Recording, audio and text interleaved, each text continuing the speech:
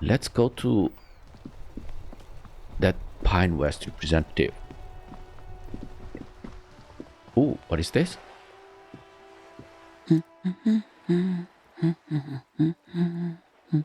You see a sturdy woman humming to herself. She seems to be browsing books. A good one.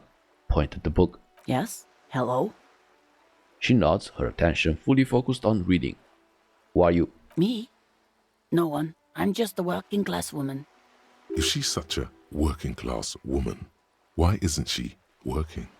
Yeah, shouldn't a working class woman be working? Not all the time. Right now I'm browsing books. Even a working class woman needs something to read. Good. And nod. It is. Yeah, I'm a policeman. I know you are. Everyone can see that. The rectangles. Yeah, do you need the help of a policeman? What with? She tries hard to focus on the book stand. Maybe your husband is missing? My husband? No, he's not. Yeah, so where could he be? I don't know. At home now? Out drinking with his friends? Working? Where is this going, officer? So, what I'm hearing is you don't really know where your husband is? Yes, but I don't really need to know where my husband is. Not all the time. Would you like to? No. She looks you straight into the eye. Her right foot is tapping nervously. So I can totally help you find your missing husband. Suit yourself then. I don't really care if your husband is missing. I can totally help you find your missing husband. Why are we still talking about this? I haven't lost my husband. It's got to be something else then. Why else would you be asking her if it wasn't? Okay, maybe your children are missing. No, absolutely not. Her words come out quick as gunshots. Okay, so where are they? Are you a policeman or a nanny? She definitely disturbed by now. Nanny, where are they? I police wherever I want. Where are they? They are not missing, sir. You know where they are. They're at home, smoking, giving the ladder of vices a chance. Yeah, they are at home, right? Smoking cigarettes. What? That's just...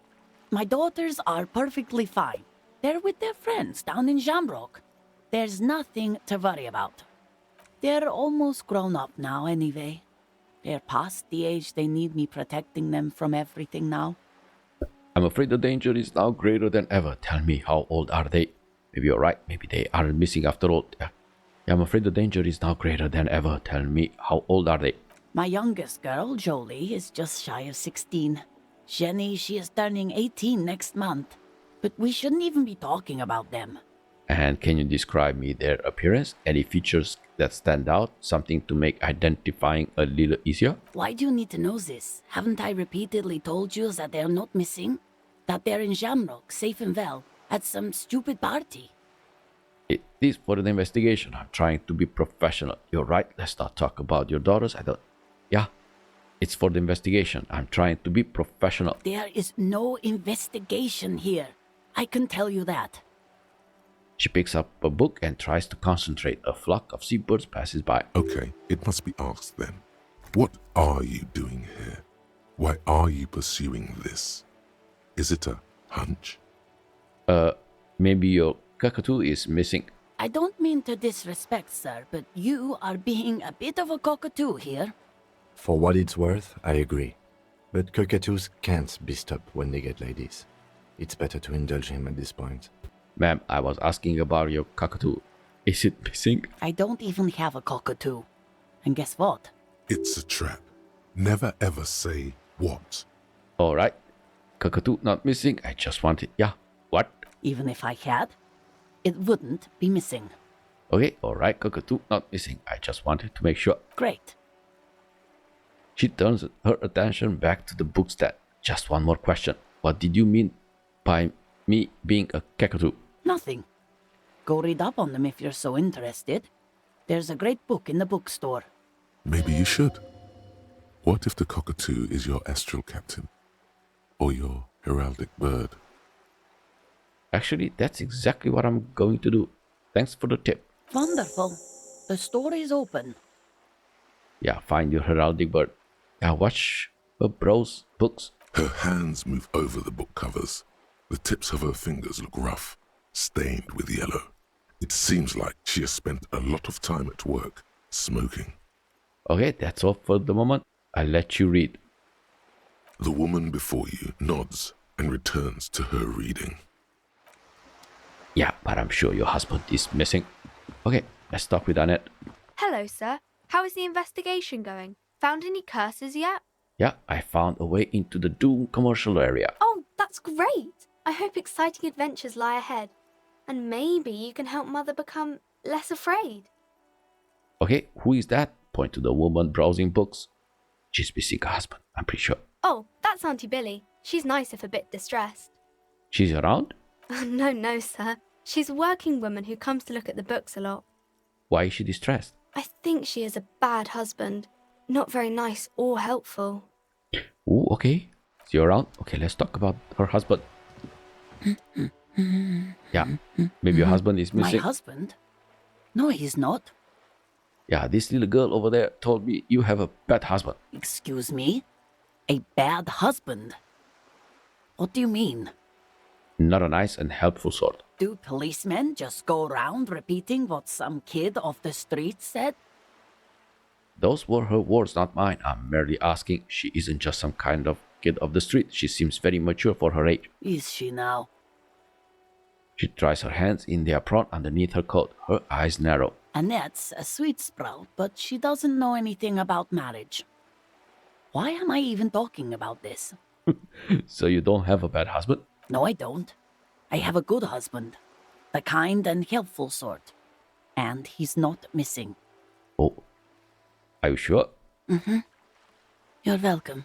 Okay, that's all for the moment. I'll let you read. The woman before you nods and returns to her reading. We're gonna find your missing husband. Don't worry, ma'am.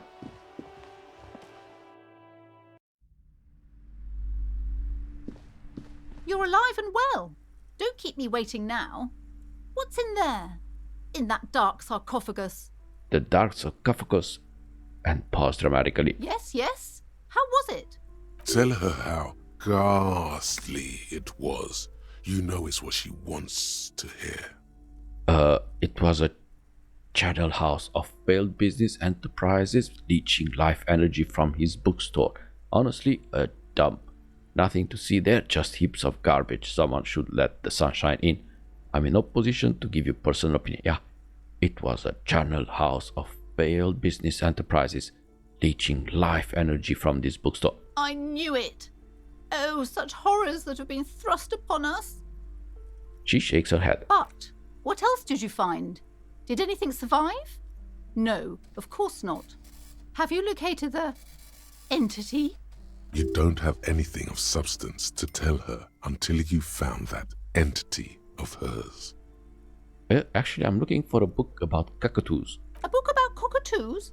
There should be one upstairs, right next to the shelf of biographies. Okay, let's go get cockatoos. Learn about cockatoos. Shelves filled to the brim with... Nope. That maybe is this one? A sulfur-crested cockatoo sits There you on go. the cover, its beak slightly open. It looks as if the bird is calling out the book title, From A to Zurich, a guide to a well-behaved cockatoo. Okay, flip through the pages. Turns out that there are so many different cockatoo species, and they all have behavioral problems. Yeah, what about this guide to cockatoo storekeeper? It's a must-have if you own a cockatoo. I've heard they're quite capricious. Okay, ooh, book from her A to Zurich, a guide to cockatoo. Ooh, $3.99. I don't have money. And let's not forget, I need money for the room. Gonna need, I think, 21 or 20 real. Because otherwise, I'm gonna have problems sleeping again overnight. And I doubt Kim has new shiny things to sell. Yeah, so let's go to that Pine West representative.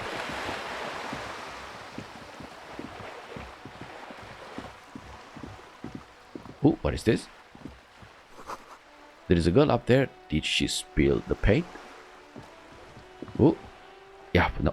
I think this one is here. What is this? Looks like there was more construction here once decades ago.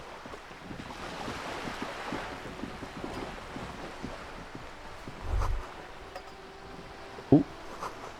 This is worth more than you ever earn in all your life. Oh, I bet. A striking woman leans against the cabin top of her sailing boat, smiling as you approach. Her green raincoat glistens with droplets. A silk scarf is tied around her throat. Good morning, officers. I'm Joyce. She extends her hand in greetings. Joyce L. Messier. I represent the board of Wild Pines, the owners of the harbour. You gentlemen must be from the RCM. She steps closer and holds out her hand over the railing. Joyce L. What does the L stand from? Leighton, my maiden name. What gave us away? Nothing, honestly. I've said it to every drunk in town, and you're the first one who's responded. Relax. She meant it in jest. Okay, shake her hand. I'm glad to see you here. Her grip is tight and cold. I was dispatched to handle a strike, not a lynching. Anything I can do to assist the RCM in this matter, I will. Gladly. That is good to hear, madame. My colleague will take the lead on this interview. I should let you know that he is recovering from an unusual medical episode. Very unusual. But I can assure you of his ultimate competency. He's trying to signal something. He wants you to play up your condition. How interesting. I wish you a swift recovery. In the meanwhile, you have my full cooperation, and the full cooperation of the Wild Pines group. You are on a boat. Why, yes I am. She looks at the deck under her feet. Green and white sails flutter overhead. Not a lot of people on boats, are there? Of course there are. We're on an archipelago. How else are you supposed to get around? Wait, we are on archipelago? Look around. Yes, we are. We are on Le Caillou. Technically, the neighboring Ozone and Fas a la Mer island groups are archipelagos, while La Caillou, by contrast, is a single fertile landmass, the fourth largest island in the world. It is not an archipelago. Wait, I thought Le Caillou was one big island. Okay, if you want to get technical. The point is, we're all on islands here, and sail is still the most expedient way to get from one island to another, especially when you're in a hurry to resolve a strike. Okay, still, I haven't seen anyone else sail a boat around here. I haven't seen anyone else drive a souped-up Capri Kenema motor carriage either. Oh, she has a point. Actually, that motor carriage has been specially issued to serve as a patrol and pursuit vehicle. It's for crossing long distances in the greater Revachol industrial harbor. It's not a toy. Neither is this. A toy, I mean. It's a machine for crossing long distances in the Bay of Revachol, between the city and the islands. You need to make this lady admit she's only riding around on this boat because she's rich. Yes, I do. Before you do, it would be pertinent to ask other questions. Gather more info on this boat of hers. Okay, let's talk about the economics of this boat. Yeah, we are not going in for a kill. Okay, does she have a name? The boat? No. It is called Cor de Leyte 19 because that's the type of sloop it is. Okay, but what kind of boat is it? It's a pleasure craft, a 19 pacer. It also happens to be rated for Category 1 racing. Though these days I mainly use it for business. And how do you like it? My sloop? I like it a lot. It's the eel's hips, baby. I'm enjoying this part of the interview. It has so little to do with the murder we're investigating. Okay, do you have a license for this boat? Officer, I assure you I'm a highly qualified pleasure craft operator. Her nonchalance might be related to something called the Wayfarer Act, a law that says she doesn't need a license. Sly Fox, you're not aggressive enough to harass her further on this. Okay, let's talk about the economics of this boat. Yeah, let's go for it for a kill. Oh my, the E word.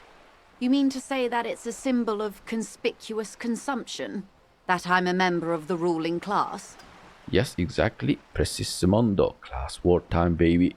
No, it's a symbol of our subjugation to foreign capital, the bad kind of capital. Yeah, exactly. Detective, may I remind you that Mrs. Messier is a professional negotiator? It doesn't look like he thinks you'll best her in a single combat. Then what does that say? Does it say docking reserved for residents of Rue de Saint-Ghislain, 33A? 33A? This old proletarian haunt here? As I said, plenty of people drive boats, of all social strata. Ooh. Ooh. She takes a sip. It's gonna happen. Okay. Okay, something is about to happen. Point to your head in here. Of course. Nothing happens for quite a while. They will come from my head. The arguments. Wave your hand next to your head. It will help. Yeah, they will come from my head. The arguments. As they do. The thoughts happen inside his brain. Okay, wave your hand next to your head. It will help. It doesn't. Yeah, keep waving your hand slowly. My, it's as if there's a tiny spinner on the side of his head and he's reeling thoughts out. Uh-huh. Except he isn't. A thought is going to come out of my head and into my mouth, and I will say it. Of course. Yeah, keep doing it. Ooh. Lieutenant, I truly don't understand what is happening here. I told you his methods are unconventional. I swear to God, I'm usually sharp. I don't know what happened. Why I'm not killing it. Your marbles on glass, dear. Don't worry. Okay, what were we talking about anyway? It was quite a while ago, but I think... Yes, we were discussing my fast, large, ineluctably middle-class boat. Oh, yeah. I think I have a handle on the boat thing. Good. Okay, tell me about Wild Pines. What do you do? What we do? I'm afraid I don't speak for Wild Pines as a whole. It's a giant undertaking. There was a touch of discomfort there. She wants to merely represent. So what do they do? The Pines' core competency is logistics. Container shipping, freight, that sort of thing. See those airships there, blinking? Those are the shipping side of things. And that is the terminal.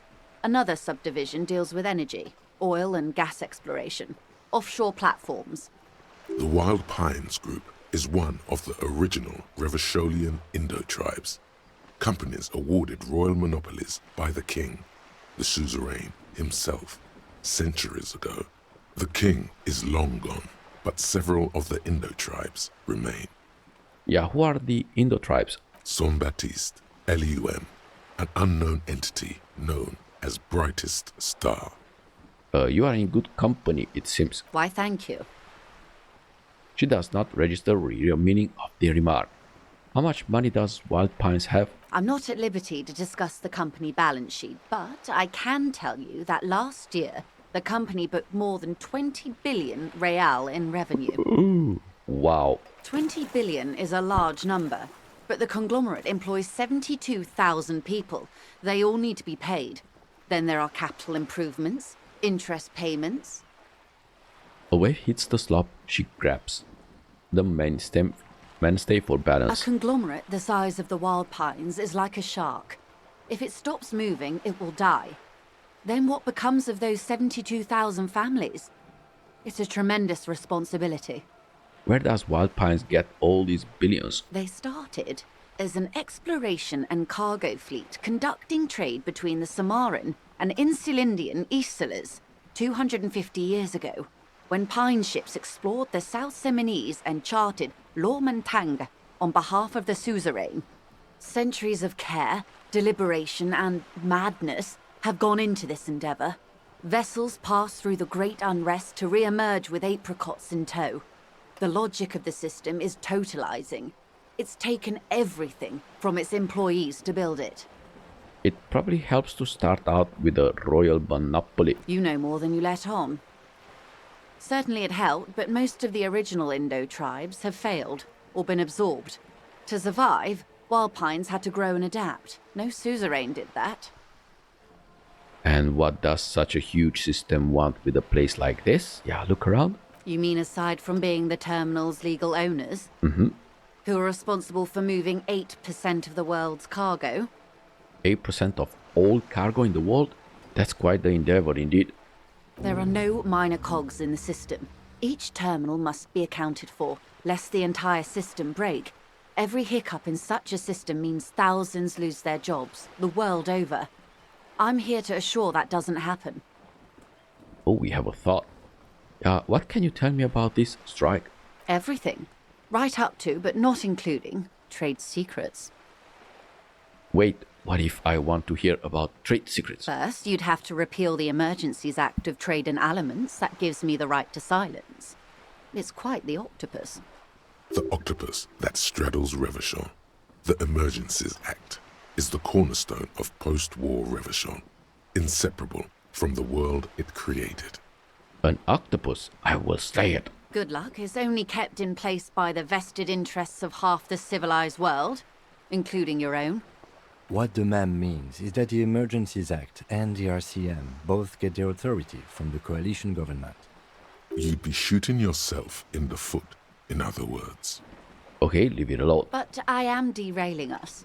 You wanted to know about the strike. Yeah, what is your role in this precisely? I believe the official title is Senior Labor Negotiator. In practice, I'm a grocery clerk. I relay the union's demands to Wild Pines and return with Wild Pines' counteroffer. No way. She's more. She can make decisions. And how are the talks going? They're not. That's the problem. The union stopped all negotiations a week ago, after that awful lynching took place. Yeah, those workers said you sent that mercenary. Now they won't even let me into the harbour. There's a 2-meter-20 racist behemoth blocking the gates. Oh, you mean Measurehead? Yes, Jean-Luc Measurehead. Yeah, how were the talks going before the lynching? Let's say I was not making the kind of progress I'd hoped for when I first arrived. And when did you first arrive? I arrived 3 weeks ago. Yes, in the middle of February. The bay was still partially frozen then. I prefer to do these things on site, like the RCM. But the strike began in December. He looks at his notes. I wasn't the original negotiator here. I took over after Mr. Gaumont hit a wall with Mr. Clare, the union boss. Mr. Clare refused to speak with Gaumont despite concessions he'd granted the union in prior negotiations. This isn't the first time the union has gone on strike. Heavens no. There have been 2 prior strikes. Both times the union won significant concessions, including overtime pay and a medical plan. This time their demands are more, I guess you could say, aggressive. Ludicrous even. It's meant. Yeah, what happened to this Gaumont? Mr. Clare told him to... how did he put it? She pauses to compose herself. Fuck off, midget. Gaumont is short of stature, you see. Okay then. Yes. Keep in mind, this is a negotiator Mr. Clare has worked with before, and who was more than fair with him and the union. And what are their demands? There are leaflets everywhere, and banners. What did they say again? Oh yes, every worker, a member of the board. Most of the workers probably don't know what that means. Okay, I like it. I don't know what to think about that. Over-aggressive commie posturing. Seems like they have no idea about the business. Yeah, seems like they have no idea about business. In its defense, another said, demand democracy. Pretty tame stuff compared to every worker, a member of the board. Yeah, what does that even mean? It's quite simple, you see. Every time the Wild Pines group makes a decision, about what? About anything really, it needs the signature of each of the 2,200 workers in its Martinaise terminal. Ooh. Just so you understand, this is but one of 22 terminals owned by Wild Pines. Essentially, not only are they kings of the company, they are also kings of the 72,000 employees of Wild Pines Group. An opening gambit, surely. Oh, that's pretty funny, I have to admit. The workers can't be kings. The king is king. The king is done. Long live the workers. Yeah, sounds like an opening gambit. So I hoped. But this type of opening is usually followed by a more reasonable offer. I've yet to hear one. Just the same nonsensical slogan repeated over and over again. And now, people are getting lynched, I hear. Behind the whirling in rags. A disastrous situation if there ever was one. Excuse me, from whom did you hear about this lynching? I first heard it from the boyer at the gates. The one whose very name advertises his aversion to work. I think he said it was, "Call me mañana." This checks out. No, wait. The chief negotiator heard it from a man at the gates. Surely the Wild Pines Group has more effective channels of information. After all, 2,200 people are on strike. This is a big deal for them. Ah, the scabs at the gate. Did you put them there? The scabs? Mm-hmm. You mean the huddled masses of Jamrock, come to plead for work where the union refuses to? If they were organized by Wild Pines or its affiliates, then it would be a company secret. I could not share it with you. Not right now, at least. Well, why not? It's implied. She's open to discussing this matter with you at a later occasion. Okay, so tell me about this union boss, Mr. Clare. Everard Clare is a man of the utmost integrity. If you can say one thing about him, it's that he always puts the interests of the workers first. She's being sarcastic. Don't take her performance literally. Really? That's not what you really think, right? Of course not. Everard is fantastically corrupt. I imagine he has a thick, viscous goo where you and I have blood. Is he that bad? He is the most corrupt individual I have ever seen, and I deal with men like him for a living. If there is anyone more venal, more irredeemably nepotistic, then it's his twin brother, Edgar. Wait, there are two of him? Yes, Edgar looks exactly like his brother, except for that lazy eye. He also talks exactly like Everard does, and when one's term as foreman is up, the other takes over. It's how they circumvent the term limits, you see, with a funny little switcheroo. While in office, they've embezzled God knows how much of their workers' dues. What about the union itself outside the Brothers Clare? The Débardeurs Union was once a perfectly normal institution. 20 years ago, anyway. It must not have been easy to establish under the Emergency Act, but they did it. I can respect that. Organised labour at its best, as they say. Then something happened in the local chapter elections. The Brothers Clare came and transformed it into a... how do you say? She hesitates, looking for the right expression. A mob. The Débardeurs are a crime syndicate. Sad as it may be, I suspect we'll be forced to cooperate with them. Refreshingly honest, officer. The company has tried appeasing in the past, but I'm afraid our concessions have only emboldened Everard and his brother. She turns to you. And your opinion, detective, if I may ask? I'm a curious and talkative person, you see.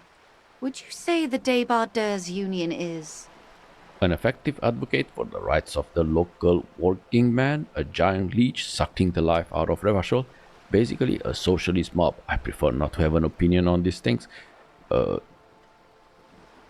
Yeah, basically a socialist mob. Thank you for being candid.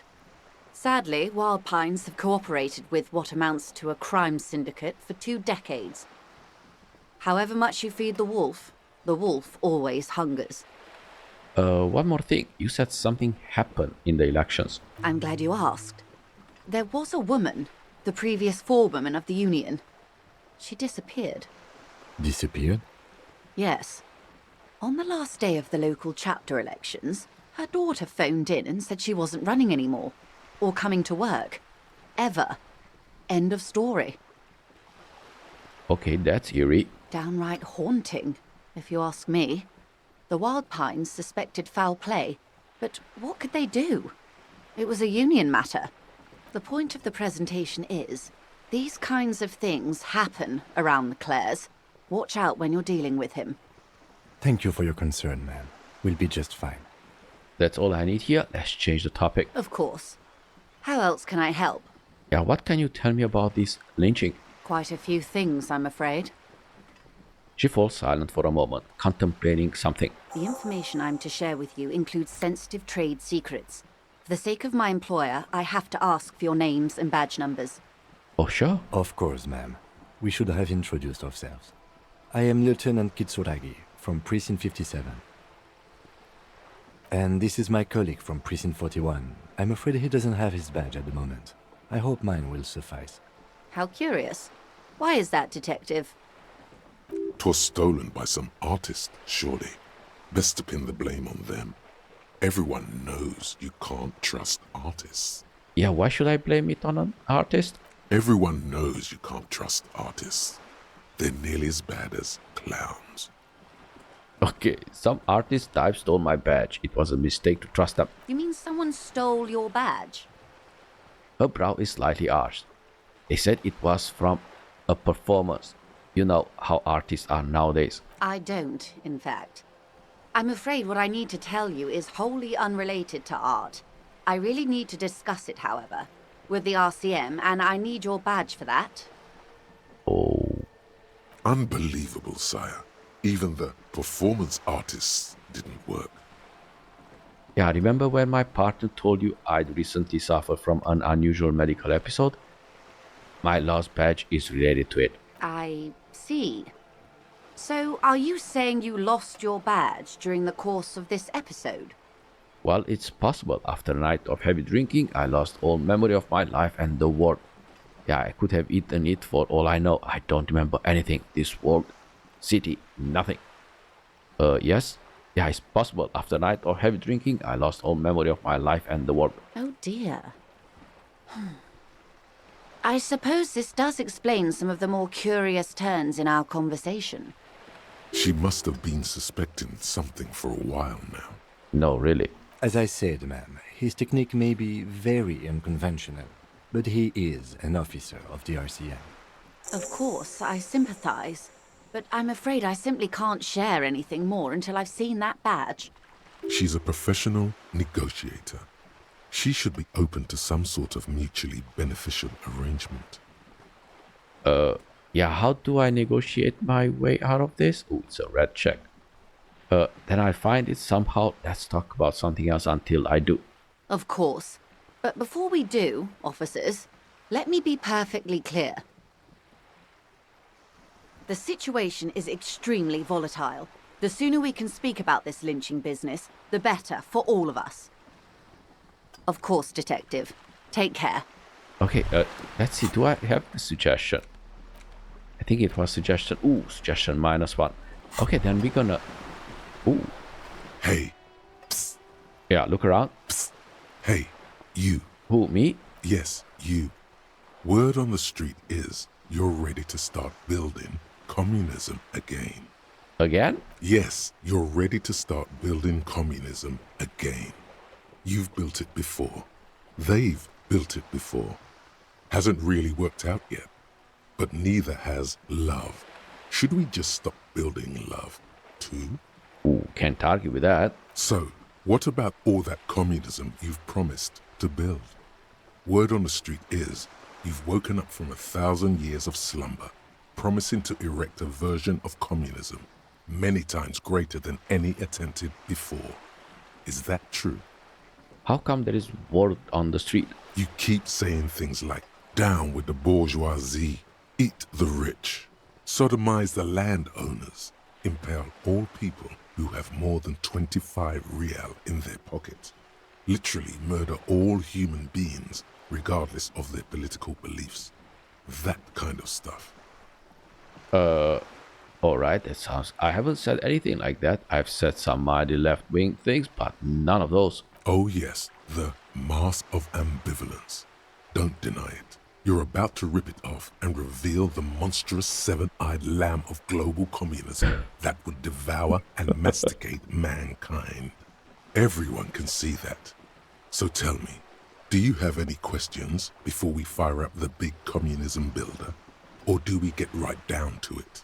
Wait, first, what's this communism even about? Failure. It's about failure. Failure? Yes, abject failure. Total, irreversible defeat on all fronts. Absolutely vanquished, beaten, curb stomped and pissed on. until you came along. You will reverse the fortune of the workers of the world. You alone, against every living thing, against every human alive. 800 trillion real in the hands of an impossibly well-organized ruling class. Towering city blocks of bankmen who have the ears of prime ministers. Million-headed armies of nations and the love of your own mother. You against the atom, the charm and the spin, where the whole world failed. Matter failed to bend to human will. Human will failed to get out of bed and tie its laces. You alone, single-handedly, will rebuild the dreams of the working class. You are the last communist. Now get to work, comrade. Roll up your sleeves and start building communism? Yeah, no, I don't want. I hate communism. So it's too tiring. I don't have it in me. I'm beat down and broken. Very well. I guess no one will build communism then. Tell the working man it's over, unless anyone has objections. No objections. It's mathematically impossible to achieve a classless society. Everyone knows this. Yeah, that's true. Anyone? Anyone else? There's no one? There's no one. Okay then, lie down and let the water carry you downstream. Okay, goodbye communism. Finished thoughts.